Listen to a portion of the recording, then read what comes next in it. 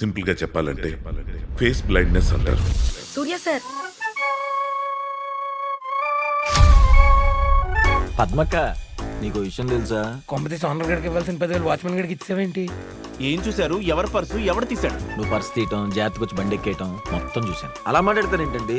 ఆ లెక్కలో మొన్న ఒక అమ్మాయికి లిఫ్ట్ ఇచ్చాను. అమ్మాయిని ఎవరైనా మర్డర్ చేస్తే నేను మర్డర్ అయిపోతానా? నువ్వెలా ఉన్నావని నాకు తెలుసు కాబట్టి నీ లవ్ నేను ఫీల్ అవుతా. కానీ నేనెలా ఉన్నానని నీకు తెలియదు కదా, సో నా లవ్ ఎలా ఫీల్ అవుతావు?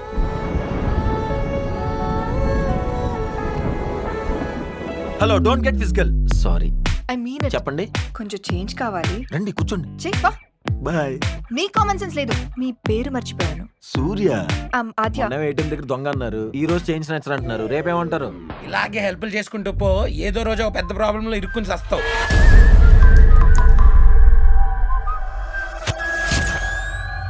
నేను మొహాలు గుర్తుపట్టలేను.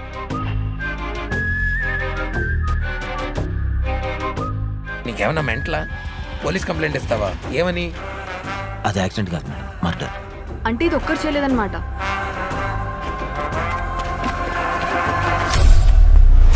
మూడు మర్డర్ కేసులు ఇరికిచ్చారు. నా మీద ఎవరిని అటాక్ చేస్తారో నాకు భయం వేస్తుంది మేడం.